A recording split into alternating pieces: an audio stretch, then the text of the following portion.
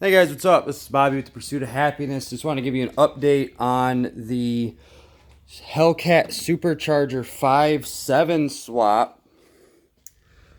Well, here is the Supercharger. I finally got it back from my machinist. He has done a couple updates to our brackets. Now, I actually have a prototype on the car right now. Let me grab the light. See it. I actually have a prototype on the car right now. These are just made out of 2x4s that we shaved down and basically profiled and everything. These are profiled to the actual side of the supercharger on each side. So as you can see, you're gonna have a countersunk hole for the original intake bolt pattern, and this one right here is your bolt pattern for where the supercharger is gonna bolt down to. I know it's been a while since I've updated, and this actually, the car that these are on right now actually is not the 2014 Pursuit that I originally was going to do this to. This is its twin, its older brother or sister, if you want to call it. It's a 2011. This is a 2011 Dodge Charger Pursuit that was actually stolen from me in 2018. In early 2018, actually. I got the seats out of it right now. This car's been through hell and back, guys. It's the story behind this car. I'll go into it a little bit. Is this was my car? I bought this in November. Actually, I remember the date exactly because it was my father's birthday. I bought this on November 17th, 2017. And I was with a woman at the time who was not a good person. And ultimately, we got into a little bit of a quarrel. I had left for the night, and she went and found the title to this car.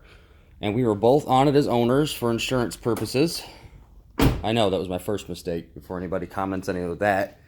And it was ultimately...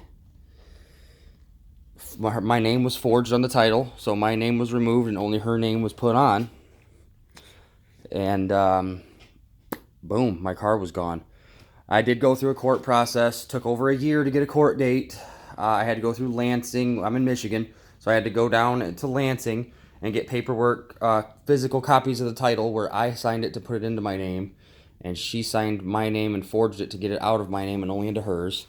So to make a very long story short, the car's back now. I still have the other white one. That one's not going anywhere, neither is this one. This will be my third Hemi Pursuit Charger. I own all three of them still. So this car, it's just kind of convenient. It's in the garage. I'm using it for, testing purposes and fitment purposes, because if everything goes well, I might be picking up another Hellcat Supercharger, and I might have two supercharged Pursuits. Just all depends on how things go. But so I just got done cutting this bracket here. It's still a little rough. I used a combination of a grinder and a sawzall to get this to where it is now. And I couldn't get to this area here very cleanly. I didn't want to nick into the water pump or anything. You can see right here where I started to get into the water pump. So I just decided to put a wedge in here and slowly lift it up to crack that off. So what I'll do is I'll smooth this back out with a grinder.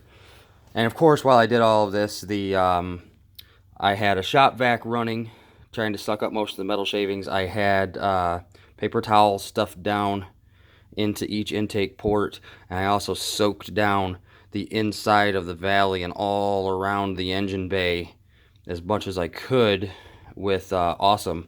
So that way, when all the metal shavings hit, they would stick to that and not hit and go bouncing around everywhere.